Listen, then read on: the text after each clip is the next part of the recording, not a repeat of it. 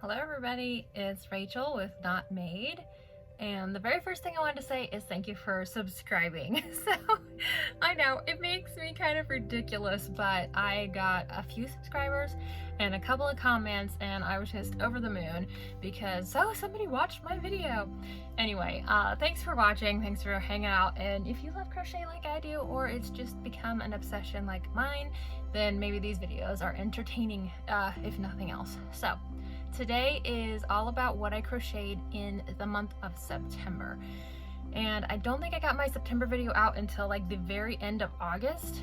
No, I didn't get my August video out until nearly the end of September. So this is kind of coming in on the heels, but then I'm doing something a little bit different for October. So that'll be fun too. All right, let's just dive right in with what I made in September. I think one of the things that I'm most proud of making was this little bunny and its companion. I'm calling them Bloom Bunnies because they are made with the Premier Bloom Chunky Big. Does it look backwards on there or does it come across straight? Because it's backwards to me. Anyway, this was a pattern by... Are you ever in the middle of a video recording and you get interrupted by a phone call? I should learn to use airplane mode. Okay. So I'm calling them Bloom Bunnies because of the yarn, but the designer of these calls them well, she calls them a Bloom Bunny too. Oh, okay, so there we go. No-sew Bloom Bunnies. So you start with one ear, then you do the other ear, and then you work down. So it's a top down, start up here, one, then the other, then the two are connected, and then you're working in rounds all the way around. And then you do the legs, and then you do these as well, but they are no-sew because you're actually stitching these on with the crochet hook. So I absolutely love these. I usually try to avoid rabbits because the ears for me just feel like it takes forever. But these actually worked up pretty quickly overall, and I just love the way they look. They're super adorable. Floppy ears. I gifted this one to my daughter because she loved it, and I used the velvet yarn for the nose, so that's kind of a nice touch. But anyway, and then the second one I got almost completely finished on a flight that was only, let's see, the first flight was only like 50 minutes maybe, and I finished the ears and connected them. And then the second flight I worked all the way down to the legs, I want to say. I don't think I completely finished the body. Maybe I did, I don't remember now. It was a whole month ago. So anyway, those were a couple of items that I made in September that were super fun. Another critter that I made for the first time was this polar bear with the scarf. My husband named him Herman. His actual pattern has a belly like that would match the muzzle, but I just opted to do a belly button instead because I thought it was kind of cute. And this is called a Rag Doll Bear, and it is by who's it by? Oh, A Stitch of Whimsy. I'm gonna put the links to all of these in the description, but you might have to copy and paste because YouTube doesn't think that I'm allowed to put actual clickable links yet.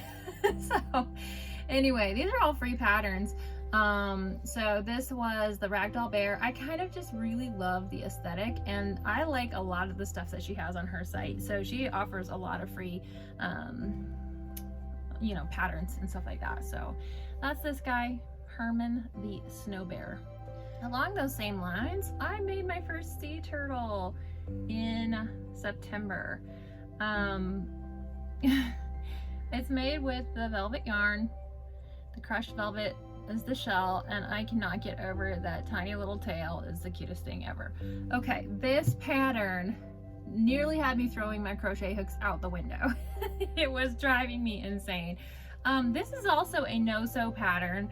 I have been using embroidered eyes because I ran out of safety eyes, but I also like to have a few anyway because I feel like that's safer for young children because it's not chokeable. But this pattern is technically no-sew because you make all the pieces. The head, the fins, and the shell are all separate, and then you stitch all of those pieces in as you go. So for me, it was just a learning curve. This was the first pattern that I had done by this designer, and this one was by CJ Design, and it's called Fred the Turtle.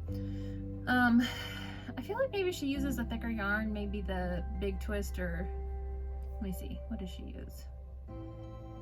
Oh, Bernat Blanket, okay, or Loops and Threads, yes. So she was using a bigger yarn in her pattern, and this one, you know, it's sometimes difficult to see stitches in the fuzzier yarn.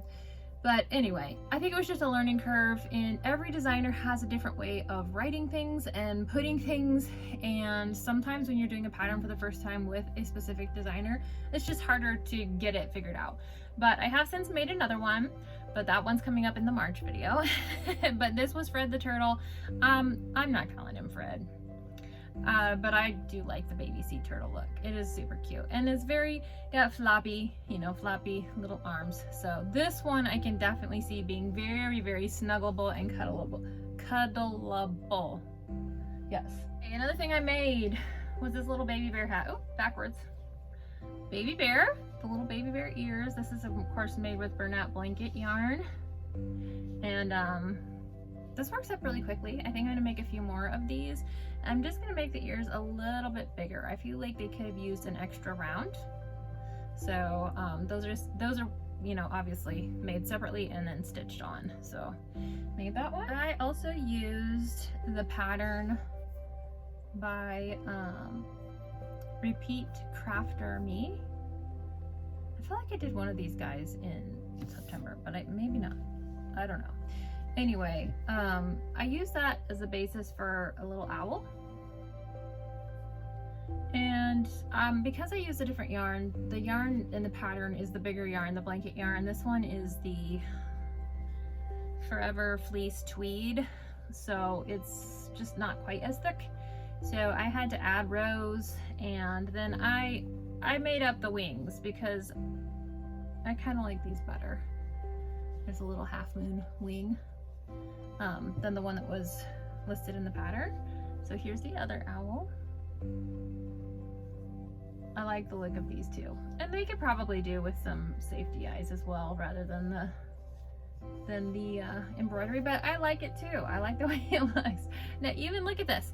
I did the exact same as far as stitch count and rows, and see how much bigger this one turned out because it's a thicker yarn, this one. So this one I think was the wool, it might have been wool ease. What was it? Yeah. So this one was the Lion Brand Wool Ease.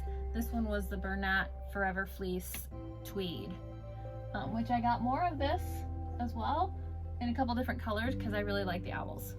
I never really considered myself a big owl fan, but I just like the look of these guys. So I got these two for the month of September, and I did have another little baby axolotl lovey. Okay, again, this is just a granny square with the little axolotl head on top, and it's meant for just to be cuddled and squished by a little one. So I always do embroidered eyes on these because they are designed specifically for babies. All right, now on to some of the wearables. These are not completely done because I do want to put a pom-pom on them, but I have a little baby hat, and this was in the crushed velvet. If you follow me on Instagram, you might have noticed a little bit of frustration with trying to make beanies out of this. I still am not happy with this one. I feel like the size is off. If I fold it up, it's like a derby hat, but if I leave it down, I don't know, that just looks like too big for a little infant head. So I tried again, and okay, so this one I worked in the round from the top down. This one I did as a flat panel and then cinched it together, which is a popular way of making hats. And again, I feel like this would struggle to fit on a toddler head. And again, if you cuff it, maybe, you know, it might work out, but I'm just struggling with the beanies.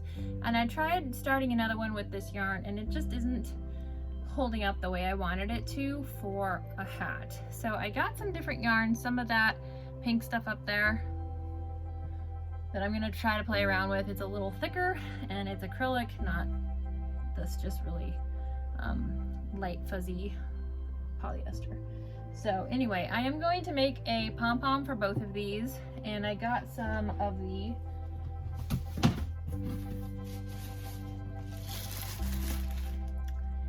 Go for Faux Thick and Quick. I'm gonna try to crochet a faux fur pom-pom. Now, I know how to make, oh, theoretically, I know how to make faux fur pom-poms myself, which I probably will resort to doing because I'm not sure how this will work out. It's super soft though. Like I just want to squish it. But I'm gonna try this first. I probably will use these on these two at least. And then for some of the other hats that I'm gonna make, I will probably just go ahead and make some actual faux fur pom-poms. So that's that. And also, spoiler alert, I am getting an early Christmas present and it's going to be an Addie knitting machine. Now, I never really thought I would go for one of those because I'm die-hard crochet. I have no idea how to knit like in real life. I cannot wrap my head around using 2 needles at the same time. I can barely control one. So, but I really like the look of knitted hats and beanies. So I would like to be able to make some that look like that and that might actually fit people, as opposed to trying to make something crochet which uses a lot more yarn and also is just not exactly what I want, okay? So it might just be me and beanies. I may just not be the best beanie person, but anyway, I'm excited about the knitting machine. My husband's going to allow me to get my Christmas present early because that's what I want. Okay, and then let's move on to the, sorry, I'm out of frame. Let's move on to the other wearables that I made. Okay, this one is a bit of a, it was an oops. So again, it's with the crushed velvet and it's a child size headband, but it's a very large, like wide child size, because I didn't start it to be a child size. I started it to be an adult size, and then I wasn't liking the way the shape was going, and the longer it got, the worse it felt to me. So I decided to cut it short and make it a child size, and I feel like it works okay fine at this length. It should just be a little bit shorter. And then there's one of my little tags that I use on kid stuff and whatever. All right, so this, I love this. It's velvet. It's ribbed because of the way it was made, and this is a velvet twist. And again, I have my little tag. I don't know if you can see that. Yep, down there it says not made. Probably can't see it, but I love this color as well. It's like a goldish mustard color, and I ended up with 2 of those. So there's the twist. You can kind of see the ribs. I got 2 of those, and then I have 2 in this adult size as well. So the velvet twist headbands tend to work for me. So maybe I should just be a headband velvet person and not a beanie velvet person. So I ended up with 1, 2, 3, 4, 5 headbands, 2 beanies, and then that was it for the wearables for this month. Did end up with more mini pumpkins, and I, in an effort to somewhat organize my stuff, I just stuffed them in here with all the ones I already had. So I don't know which ones were new for this month, but you can see I just use scrap yarn. This yarn I've had around forever. I bought it way back in the day. I was going to make a Baymax from Disney out of it, and it just, this gives me fits no matter what I try to make with it, but it actually worked really well for this, so I might make some more pumpkins with it because I had a bunch of that yarn. So these are just pumpkins that I've made with little scraps, and the stem is cinnamon stick. So here's that velvet yarn, the yellow. I love this little pumpkin. So nice. So yeah, that's and a green one. Is a green pumpkin weird? Because I kind of like it. So anyway, and that's my stash of mini pumpkins that's growing. If you follow me on Instagram, you know that I was rushing towards the end of the month to get this Daphne blanket done. Now, I told you the story of this blanket in the last video of all of the yarn saga and everything else. These blankets are sturdy. They are hefty blankets, and they're big. So I made it slightly bigger than the one on the pattern just because of the way that I was doing the stripes. And the pattern has the color changing every 2, and I have the color changing after 6. So anyway, here's the full blanket. Oh, I'm showing you the back side. All right, so this is the Daphne blanket, Daphne Afghan, and that is by TL Yarn Crafts. So I will link that below as well. Again, super simple border, love it. Makes my life so much easier. I just love the way the panels come together. And this would make a fantastic lap blanket for any adult. It's big enough for that, but it's definitely a really nice size blanket for a little one to use as like a floor mat or just in the crib, you know? And so I like them a lot. So anyway, yep, that's probably going to be one of my go-tos for baby blankets for people that I make blankets for in the future, because I like the pattern. I think it's pretty. I might not make it quite as big every time because this was a lot of yarn and a lot of work, but it was lots of fun. So I have both of these, 2 Daphne blankets, and those are going in my bin of finished objects. And then some exciting news is today I found out that I'm going to get to do a market in December. So around Christmas time, I'm really excited. I'm also really paranoid all of a sudden because I just don't feel like I'm going to be able to create enough stuff. So in order to push myself a little bit, I created a challenge for myself for October, which is to create at least 1 finished object every day in the month of October. So that is going to be the next video. Hopefully I will be able to manage it. It'd be great if I could do more than 1 finished object, but it's just not very realistic with the other you know, responsibilities I have being a you know, adult.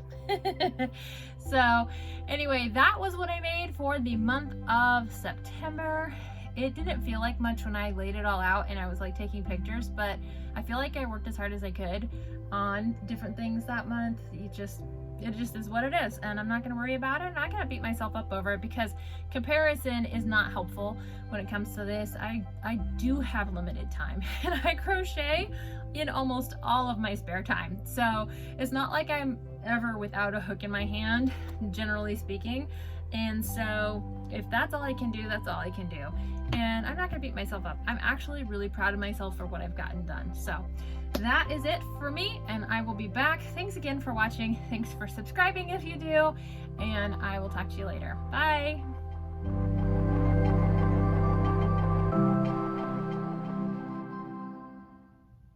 Something